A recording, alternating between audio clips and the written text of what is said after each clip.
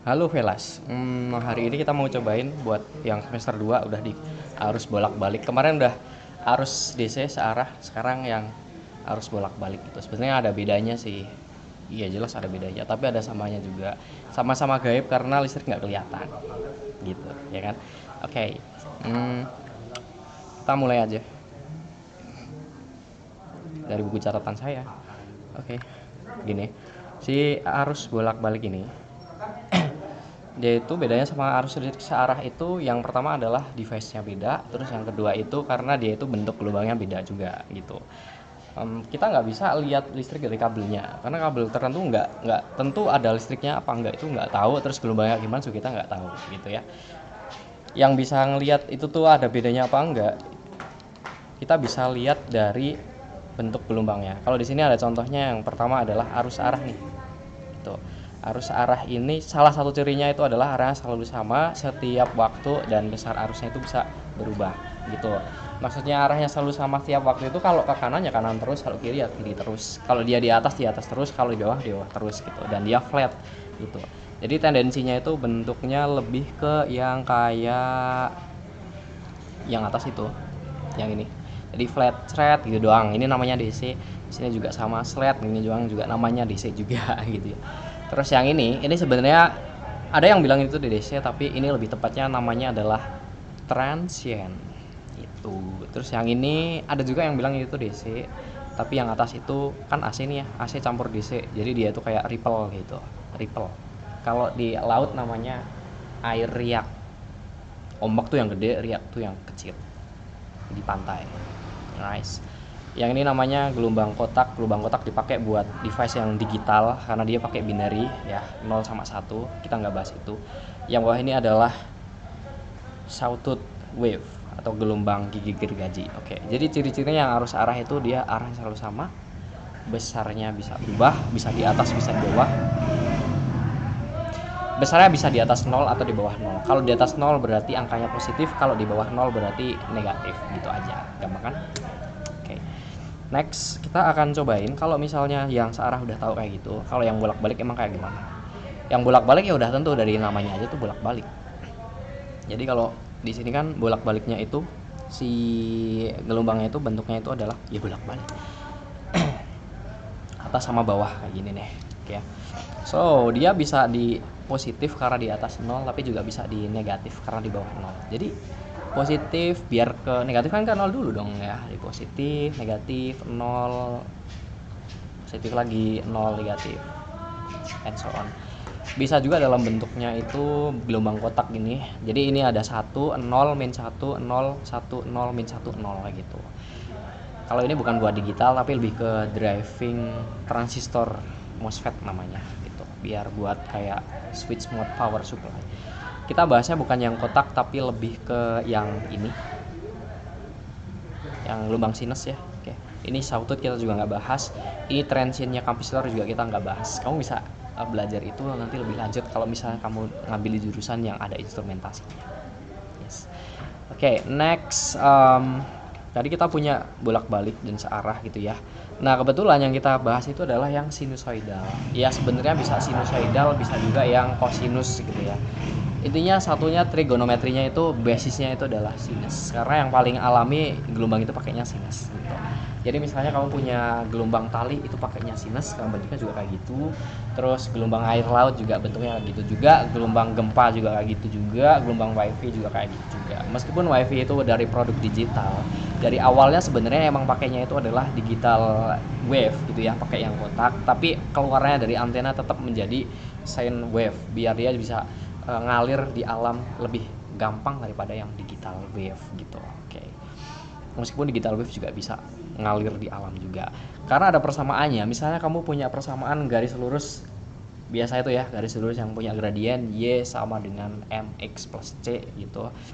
Terus kamu juga punya persamaan yang lain, misalnya punya kurva gitu, dan kurvanya itu adalah kurva kuadratik, punya persamaan y sama dengan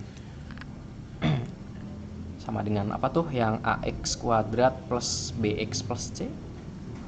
Nah, cuma kayak gitu ya. Terus tadi yang y sama dengan mx plus c gitu ya. mx plus c alah bu. Kita juga punya persamaan buat yang sinusoidal, itu basicnya adalah oh ya, di gelombang pas kalian kelas 11 dulu ya, y sama dengan amplitudo A sin theta gitu. Terus kita bisa lanjutin y sama dengan A sin omega t, karena omega dikali t itu adalah theta gitu. Kita nggak pakai yang atas, kita bisa aja pakai yang atas, tapi kita juga bisa pakai yang bawah, it's up to you gitu ya, antara dua ini gitu ya. Tapi mungkin preferensi kita lebih ke yang bawah aja, yang ini. Meskipun yang atas juga bisa dipakai, tapi kita pakai yang bawah. Wah, berarti ada sin-nya juga dong. Iya, pakai sin juga. Dan pakai turunannya juga. Dan kalau misalnya kamu mau cari berapa sih luasnya, pakai integral luas dengan batasnya adalah 1 periode kayak gitu. Di matematika minat harusnya udah sampai situ, karena kalian udah belajar limit, pernah belajar juga diferensial, berarti juga ada integral. Nanti ada integral luas, nanti ada integral luasnya punya batas antara apa sampai apa. Kalau dalam hal ini 1 kali periode itu berarti dari 0 sampai ke periodenya dia, atau dengan sudutnya itu adalah 2 pi radian. Oke, kayak gitu. Next. Bedanya sama si listrik DC, dia itu kan dia flat tuh ya. Karena flat berarti dia punya arusnya itu udah arus efektif. Kalau dia tegangan namanya juga tegangan efektif. Artinya kalau misalnya kamu bikin sebuah grafik dengan garis yang cuma lurus dengan y-nya sama dengan angka tertentu, kamu bisa cari luasnya tinggal pakai time dikali sama v-nya, v kali t gitu. V kali t gitu doang. Udah. Kalau misalnya itu sebuah persegi panjang ya lebar dong, gampang banget dong ya. Oke. Cuman kalau di listriknya itu dalam bentuk fungsi yang sinusoidal kayak gini, itu nggak semudah kayak gitu, karena kita pakai nilai efektif dan arus efektif juga gitu. Nilai efektif sama arus efektif itu gampangnya kayak kamu bisa mensubstitusikan yang tadi itu listrik AC itu menjadi listrik DC dengan cara rektifikasi gitu. Kemudian dari rektifikasi itu kamu dapat ternyata nilainya dia itu sama kayak nilai DC sekian gitu. Jadi misalnya kamu punya blender nih ya, blendernya pakai universal motor, terus kamu yang murah itu tuh ya, bukan yang Philips yang ngeri banget gitu ya, pakai yang biasa aja. Kamu bobol dia itu kan, ambil dalemannya gitu kan, terus kamu lihat tuh di sana kan ada banyak kumparannya, artinya bebannya itu adalah beban induktif gitu, karena ada pakai lilitan ya.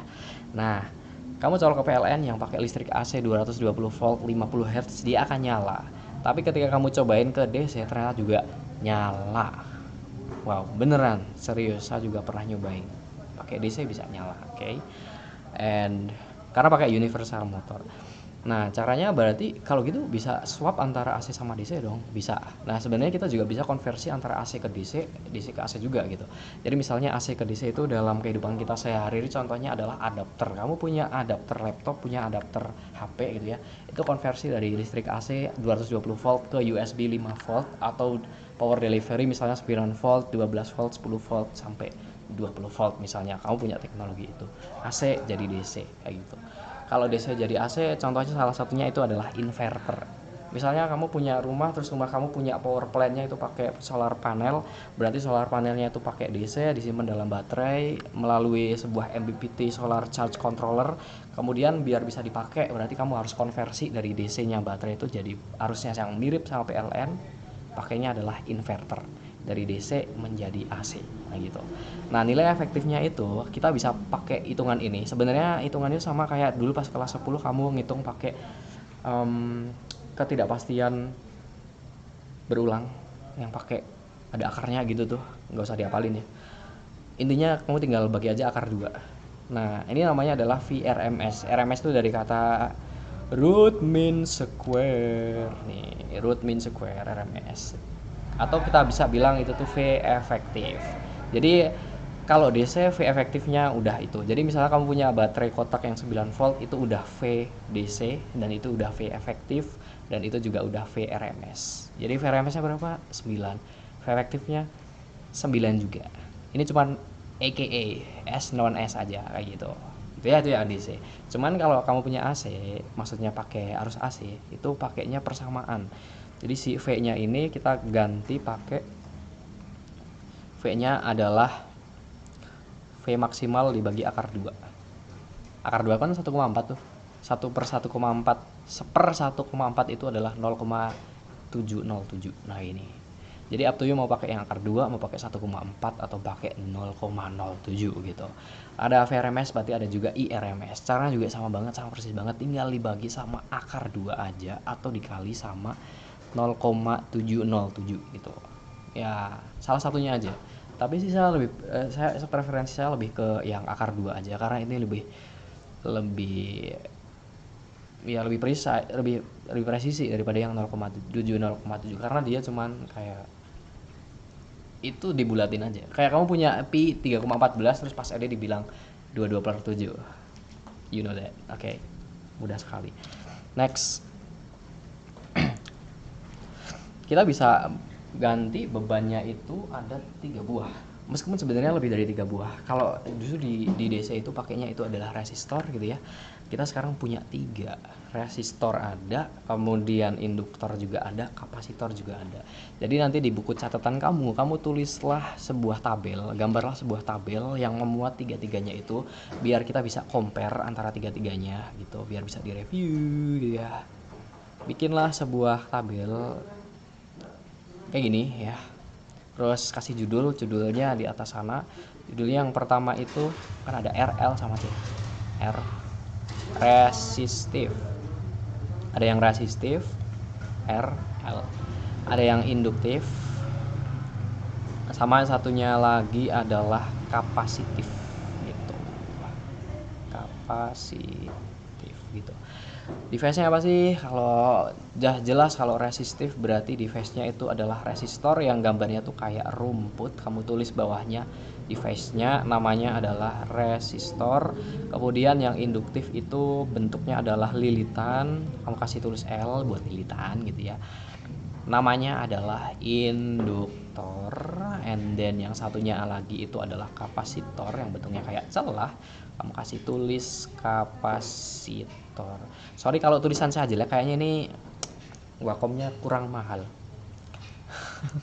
Enggak, ini punya sekolah bukan punya saya. Next. Nah, si resistor, induktor sama kapasitor ini di listrik DC sama di listrik AC itu dia punya treatment yang beda gitu. Dia mekanismenya akan beda. Jadi kalau misalnya di DC sama di AC ternyata mereka punya karakteristik atau properties yang beda juga gitu. Jadi misalnya yang resistor ini yang bisa kita pakai di DC itu ketika dia di DC dia punya hambatan juga gitu ya. Hambatannya saya tulis ham gitu aja ya. Hambatannya itu ya sama dengan R hambatannya gitu ya. Kalau di induktif, sebenarnya induktif itu dulu kita mempelajarinya pas di medan magnet, dia punya hambatan sih sebenarnya, tapi kalau di sini kita bisa ngabaikan hambatannya, jadi bisa dibilang hambatannya 0 meskipun sebenarnya nggak 0 banget gitu. Kalau kamu punya induktor, kamu ukur sebenarnya nggak 0 sih sebenarnya karena dia juga punya dulu kan punya persamaan R sama dengan rho L per A, ya nggak sih? Ada L-nya, ada length-nya gitu juga. Jadi length-nya ini semakin banyak length-nya berarti kan induktornya itu kan punya induktansi yang lebih gede gitu ya. Nah, sebenarnya kayak gitu tuh. Nah, ini kenapa kita bisa bilang hambatannya sama dengan 0? Itu sama ketika dulu kamu ngitung pakai hukum kedua Newton atau ke 1 Newton ketika ada bilang namanya licin sempurna gitu. Atau misal ada bilang tegangan talinya diabaikan. Atau bisa juga ada yang bilang katrolnya masanya diabaikan. Kayak gitu. Jadi ini induktif ini kita bisa bilang hambatannya sama dengan 0 biar gampang. Tapi pada realitinya nggak sama dengan 0 gitu. Oke. Terus di kapasitor ini DC-nya itu sebenarnya DC-nya dia bisa bilang DC-nya itu punya hambatannya itu adalah 8. Tapi ingat 8-nya itu diboboin. Tak hingga. Oke ya. Ini juga ada syaratnya juga, berlaku juga kalau misalnya kapasitornya itu udah di cas dan dia itu udah penuh casnya. Kalau misalnya dia masih kosongan terus kamu kasih DC, dia cuma ngecas, ada arusnya juga sebenarnya. Arusnya kita pakai Q per T. Ingat gak sih? Ada persamaan Q sama dengan C kali V. Nah gitu. Terus I-nya itu adalah Q per T kayak gitu. Tapi dalam hal ini untuk membahas itu biar lebih gampang kita bisa bilang DC ini kapasitor kalau di DC hambatannya adalah tak hingga. Nah kayak gitu. Next. Kalau misalnya dia ada di listrik AC berarti gimana dong gitu ya. Di listrik AC ternyata resistor itu sama kayak di DC. gitu. Hambatannya, saya tulis ham gitu doang ya. Hambatannya sama dengan R. Jadi misalnya kamu punya resistor, hambatannya di DC itu adalah 4 ohm, ketika di AC dia juga 4 ohm juga. Nah kayak gitu. Kamu punya lampu yang biasa buat menghangatkan ayam itu ya. Misalnya hambatannya itu adalah 120 ohm di DC, berarti di AC juga 120 ohm. Sama R-nya sama-sama R. Nah kayak gitu. Kalau di induktor ternyata bukan nol gitu. Aneh. Induktor tuh gampangnya kayak kamu punya selang gitu ya. Selang yang kamu pakai itu kan dia juga punya aliran juga, punya air juga. Di situ dia juga bisa nyimpen energi gitu ya. Induktor juga sama. Dia juga bisa nyimpen energi dalam bentuk medan magnet. Nah kayak gitu. Kan pernah kayak gitu ya. Dia di listrik AC ternyata dia juga bisa jadi hambatan juga gitu. Jadi di listrik AC hambatannya itu namanya bukan R ya, kalau ini kan R nih. Ini hambatannya namanya adalah XL. X-nya itu adalah reaktansi. XL. Kalau yang kapasitif itu mirip sama induktor juga. Ini hambatannya juga ada. Hambatannya itu adalah XC. Gitu. Jadi X-nya apa tuh? Reaktansi. Reaktansi. Satuannya adalah ohm. Ya kayak hambatan juga. Cuman dia itu dalam angka imajiner kayak gitu. Jadi resistor punya hambatan R di DC, resistor punya hambatan R juga di AC, induktor punya hambatan 0 di DC tapi punya hambatan ada angkanya XL di AC. Kapasitor punya hambatan tak hingga di DC, punya hambatan XC di AC. Jadi kalau misalnya ditanya ada nggak sih kapasitor yang punya hambatannya itu 20 ohm di AC? Ada, karena dia punya angka XC kayak gitu. Ya, reaktansi ya. Lebih tepatnya reaktansi, bukan hambatan. Tapi biar gampang kita bisa bilang hambatan karena satuannya sama-sama ohm. Kayak gitu. Oke. Resistif ini induktif sama kapasitif itu dibedain daripada XL-nya sama XC ini ya.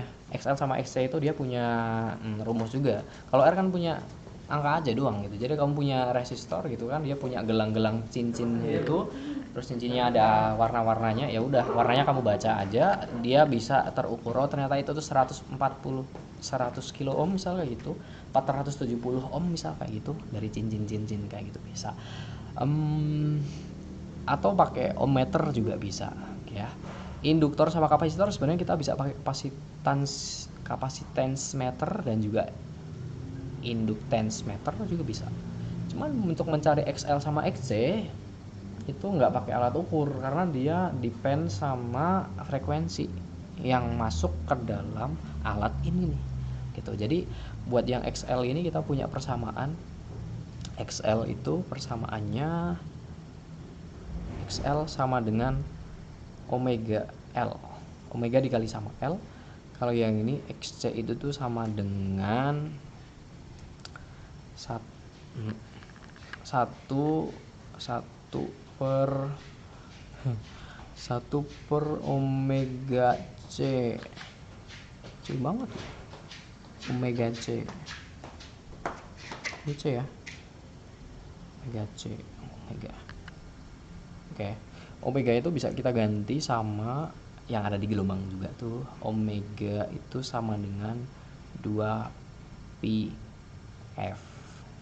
F-nya adalah frekuensi. Satuannya hertz. Ya, saya dengar itu. Satuannya hertz. Good. Omega satuannya radian per second. Nah, gitu. Oke. Suatu benda bisa bersifat resistif, bisa bersifat induktif atau kapasitif. Itu tergantung dari benda mana yang menang gitu. Jadi kalau misalnya bendanya yang menang itu yang induktif, ya berarti induktif ini kita bisa bilang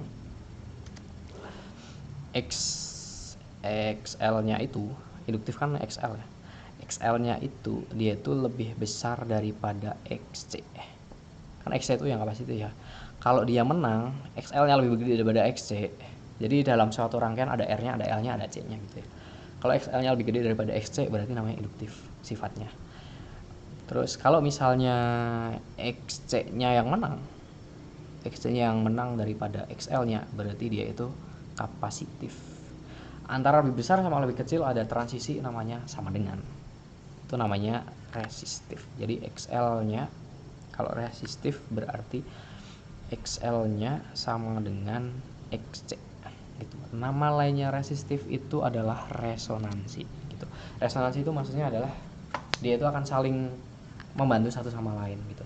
Jadi contohnya kamu naik ayunan, gimana caranya biar ayunannya itu tetap jalan terus gitu ya. Kalau kamu diem doang gitu ya, ya dia akan berhenti sendiri. Ada efek dampingnya juga gitu. Tapi caranya biar dia tetap berayun adalah kamu cobain ngayunin kaki kamu atau badan kamu gitu ya. Biar match sama frekuensi bandul ayunan, biar sama gitu ya, biar sama kayak frekuensi bandul ayunan, itu namanya resonansi. Resonansi itu berarti kamu punya frekuensi yang match, kamu punya fase yang match, sehingga saling mendukung satu sama lain. Kalau bisa saling mendukung satu sama lain tuh resonansi tuh, nanti dia akan bisa berlangsung sangat lama, bahkan infinity kalau energinya masih tetap ada kayak gitu. Oke, sampai sini dulu, that's all from me today. Terima kasih. Assalamualaikum warahmatullahi wabarakatuh.